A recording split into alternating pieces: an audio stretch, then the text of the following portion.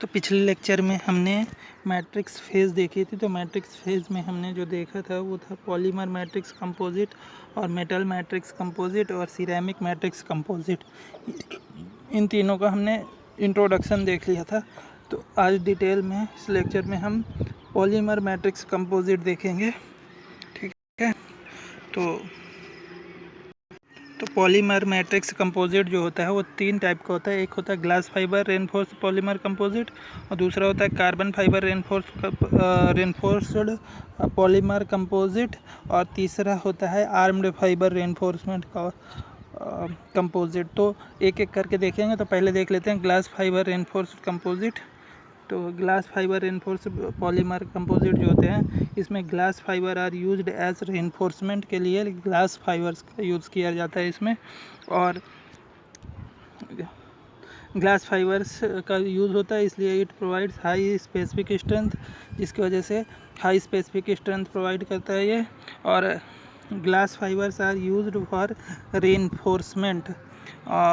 Glass fibre का reinforcement के लिए यूज़ किया जाता है क्योंकि because it in molten state fibre can easily drawn from glass. Molten state पे जो फाइबर है उसको ग्लास से आसानी से हटाया जा सकता है। ठीक है। और अगला पॉइंट है glass has anti corrosion properties. Glass जो है उसका एंटी कोरोजन प्रॉपर्टीज़ होती है। Glass is radially available material so economic fibre composite can be prepared. मतलब आसानी से मिल जाता है जो ग्लास है, जिसकी वजह से सस्ता फाइबर बन जाता है, फाइबर कंपोजिट बन जाता है। ठीक है। और मेन चीज़ ये है जो अब मैं बताने वाला हूँ, use. Glass fibre reinforcement composite का यूज़ कहाँ होता है? These are used for making aircraft component and boat bodies. ये मेन चीज़ है इसमें। ठीक है। एयरक्राफ्ट कंपोनेंट और बोट बॉडीज़ में ग्लास फाइबर रेनफोर्स कंपोजिट का यूज़ होता है। और इसके बाद ऐसे ही है, कुछ इसमें ज़्यादा समझाने वाली चीज़ नहीं है। जो पढ़ने वाली चीज़ें थी मैंने बता दी, आपको याद करनी है बस। सिमिलरली ऐसे ही है कार्बन फाइबर रेनफोर्स कंपोजिट, इसमें भी कुछ याद करने के लिए है, कुछ समझाने वाली कोई बात ही नहीं है। मोस्ट मॉडर्न कंपोजिट है ये। Most modern composite use carbon fibre as reinforcement. मतलब इसमें कार्बन फाइबर्स का यूज़ होता है रेनफोर्समेंट के लिए। हाई स्पेसिफिक स्ट्रेंथ प्रोवाइड कराता है, जिसके कंपोजिट जो होता है इसमें हाई स्पेसिफिक स्ट्रेंथ होती है क्योंकि इसमें कार्बन फाइबर यूज़ होता है। It retains its strength eight elevated temperature. मतलब हाई टेम्परेचर पे भी इसकी स्ट्रेंथ रहती है। However in case of high temperature oxidation can problem. मतलब जब टेम्परेचर हाई होता है तो कार्बन फाइबर रेनफोर्स कंपोजिट में ऑक्सीडेशन एक प्रॉब्लम होती है, मतलब ऑक्सीडेशन ज़्यादा हो जाता है इसका। लेकिन जो रूम टेम्परेचर है, at room temperature it is almost chemically inactive होता है, so do not get affected by acid and base ETC। लेकिन रूम टेम्परेचर पे ये एसिड बेस दोनों से इफेक्ट नहीं करता क्योंकि ये केमिकली इनएक्टिव होता है। ठीक है। ये इसका एडवांटेज है, इसकी वजह से इसको यूज़ करते हैं। हाई टेम्परेचर पे ऑक्सीडेशन होता होगा, हमें हाई टेम्परेचर से मतलब ही नहीं है, हम रूम टेम्परेचर पे ही इसका यूज़ करेंगे, रूम टेम्परेचर के आसपास के टेम्परेचर पे ही। ठीक है। उसके बाद होता है मैन्युफैक्चरिंग टेक्निक। तो manufacturing technique has been developed with in the help of which economic carbon fibre and composites material are prepared. ठीक है। मतलब इस जो हम मैन्युफैक्चरिंग टेक्निक डेवलप कर रहे हैं, जिसकी वजह से carbon fibre reinforcement polymer composite जो है वो सस्ते दामों पे बनाया जा सकता है। बस इतना ही है कार्बन फाइबर रेनफोर्स कंपोजिट। अगला पार्ट पढ़ेंगे। अब कार्बन फाइबर रेनफोर्स कंपोजिट का यूज़ देख लेते हैं। यूज़ ये इंपॉर्टेंट पार्ट होता है जो यूज़ होता है। These are used for fishing rod और गोल्फ क्लब्स और रॉकेट्स एयरक्राफ्ट कंपोनेंट। रॉकेट और एयरक्राफ्ट कंपोनेंट के लिए, गोल्फ क्लब के लिए और फिशिंग रॉड्स के लिए यूज़ होता है। अब ये एग्जांपल में ऐसे आता है कि कौन सा पॉलीमर कंपोजिट यूज़ होता है फॉर फिशिंग रॉड। तो 3-4 दिए होंगे, उनमें से एक को टिक करना पड़ेगा। उसके बाद होता है armed fibre reinforce composite. Armed fibre reinforce composite में मैट्रिक्स फेज जो होता है वो जनरली इपॉक्सी या फिर पॉलिस्टर को यूज़ करते हैं मैट्रिक्स फेज में, और रेनफोर्समेंट फेज में टेक्सटाइल फाइबर यूज़ होता है। ठीक है, आर्म्ड फाइबर रेनफोर्समेंट कंपोजिट, ये दोनों चीज़ें इंपॉर्टेंट है। कौन सी चीज़ मैट्रिक्स फेज में क्या होता है और रेनफोर्समेंट फेज में क्या होता है, ये दोनों याद करने हैं। और they provide specially high strength to weight ratio, मतलब कम वेट पे हाई स्ट्रेंथ प्राप्त हो जाती है। तो high strength to weight ratio in comparison to metal, मतलब अगर मेटल का सेम स्ट्रेंथ की मेटल लेंगे तो और सेम स्ट्रेंथ का आर्म्ड फाइबर कंपोजिट लेंगे तो आर्म्ड फाइबर कंपोजिट की जो वेट है उसका कम होगा मेटल की तुलना में। ठीक है, मेन ये कहने का मतलब था इसका। Two of the most common armed materials have trade names, एक केवलार है, दूसरा नोमेक्स है। ये दो most common armed fibre materials हैं और these are used in bullet proof jacket. Kevlar और नॉर्मेक्स जो है ये यूज़ होता है बुलेट प्रूफ जैकेट में, टायर्स में, क्लच में एंड ब्रेक लाइनिंग्स में, इनमें ये यूज़ होता है। इसका यूज़ भी याद रखना है। ठीक है, अब इसके बाद होता है स्ट्रक्चर। फाइबर ख़त्म हो गया, फाइबर कंपोजिट मटेरियल ख़त्म। अब स्ट्रक्चरल में एक ही पढ़ाऊँगा, प्यूनामेटिक स्ट्रक्चर बस। तो प्यूनामेटिक का स्ट्रक्चर क्या होता है? प्यूनामेटिक मतलब प्यूनामेटिक से समझ में आता होगा प्रेशर से रिलेटेड है, क्योंकि हमने प्रेशर से रिलेटेड ही प्यूनामेटिक टर्म पढ़ा हुआ है। तो प्यूनामेटिक स्ट्रक्चर जो होता है ये क्या होता है, एक मेम्ब्रेन होती है, मेम्ब्रेन स्ट्रक्चर होता है। जैसे आपने कभी देखा हो कि क्या बोलेंगे, जो ए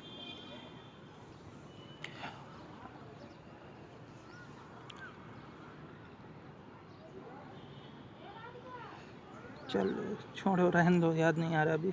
it is the membrane structure having a soft envelope whose internal volume is supplied with air, atmospheric air. ठीक है, from pumping equipment to provide stability and resistance to external load. इसमें क्या करते हैं कि ये एक मेम्ब्रेन होती है। मेम्ब्रेन स्ट्रक्चर मतलब एक इन्वेलप टाइप का होता है, जैसे वो गुब्बारा देखा होगा जिसमें, उसे गुब्बारा नहीं बोलते यार, नाम याद नहीं आ रहा मुझे। यहाँ पे लगी होती है बकेट, इसमें आदमी बैठते हैं और यहाँ पे एक यहाँ से फायरिंग कराई जाती है इंजन के सहायता से। तो यहाँ पे जो एटमॉस्फेरिक एयर होती है वो गर्म होती है और ये गुब्बारा जो होता है वो हवा में ऊपर चला जाता है और ऊपर ही तैरता रहता है। इसका एयर बबल जो होता है, एयर बबल नहीं, तो ये गुब्बारा ऊपर तैरता रहता है और इसका यूज़ हम जंगलों वंगलों में करते हैं। ठीक है, तो आप समझ रहे हैं, आ गया होगा। तो ये ऐसे ही मेम्ब्रेन स्ट्रक्चर होता है। ये गुब्बारा होता है, इसमें हवा भर देते हैं पहले और फिर उसके बाद उसको गर्म कर देते हैं, तो ये बना रहता है। ये कहने का एक एग्जांपल दे रहा हूँ, गर्म करना जरूरी नहीं है इसमें। मेम्ब्रेन स्ट्रक्चर को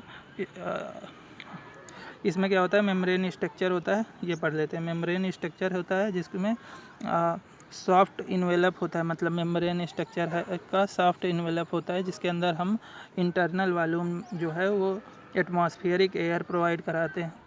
पंप के द्वारा हम मतलब प्रोवाइड कराते हैं, जिससे उसमें स्टेबिलिटी आ जाती है एक्सटर्नल लोड के प्रति। ठीक है,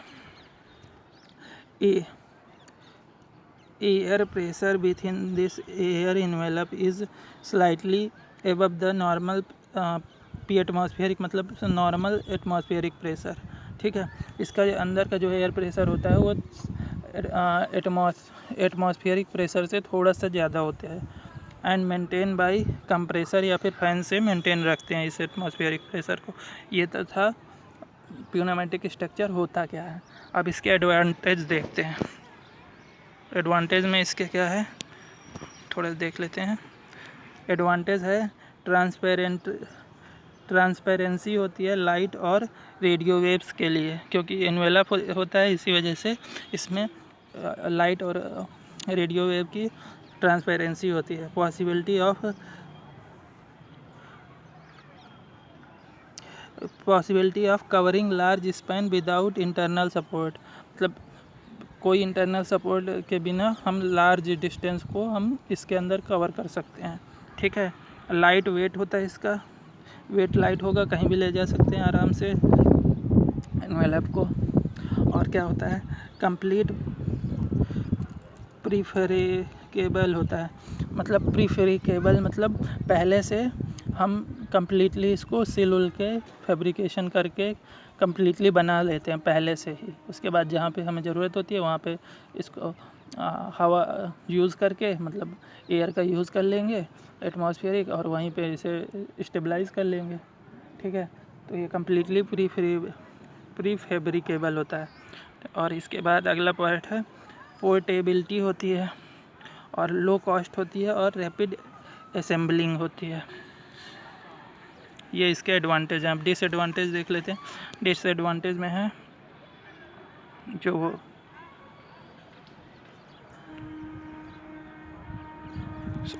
थोड़ा सा दिक्कत, हाँ, need for continuous maintenance of excess pressure in the envelope, मतलब जो हमेशा ये देखना पड़ेगा कि जो एनवेलप में ज़्यादा प्रेशर तो नहीं हो रहा, मतलब एटमॉस्फेरिक प्रेशर से ज़्यादा प्रेशर तो एनवेलप के अंदर नहीं हो रहा है, तो ये कंटिन्यूअस मेंटेनेंस की ज़रूरत पड़ती है इसको। ठीक है, ये एक डिसएडवांटेज है इसका।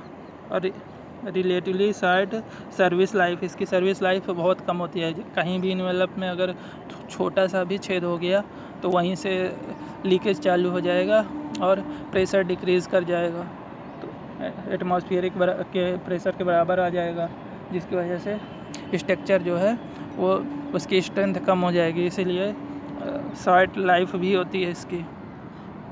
और पुअर फायर रेजिस्टेंस, अगर कहीं जिस जगह पे इस एनवेलप को तैयार किया गया अगर वहाँ कहीं आग लग जाती है तो इसमें फायर रेजिस्टेंस नहीं होता, और जिसकी वजह से इसके अंदर भी आग लग सकती है और ये पूरा एनवेलप तुरंत जल जाएगा, इसलिए ये भी इसका एक डिसएडवांटेज है। तो बस इतना ही था। अब इसमें 2-3 चीज़ें बची हैं, वो मैं तभी पढ़ाऊँगा जब आप कमेंट करके बताओगे। देखो, एक चीज़ है जो पढ़ाना है, नैनो मटेरियल पढ़ाना है, ठीक है, और दूसरा क्रिस्टल स्ट्रक्चर। ये क्रिस्टल स्ट्रक्चर पार्ट जो है ये आपने मैकेनिकल की मटेरियल साइंस में पूरा पढ़ लिया होगा, ठीक है, और सिविल वालों ने भी पढ़ा है, मैकेनिकल वालों ने भी पढ़ा है, ये मुझे पता है, और बाकी की ब्रांचेस का मुझे सही से पता नहीं है, तो अगर आपको ज़रूरत पड़े तो बता देना। और फेरस और नॉन फेरस मटेरियल, ये भी मैकेनिकल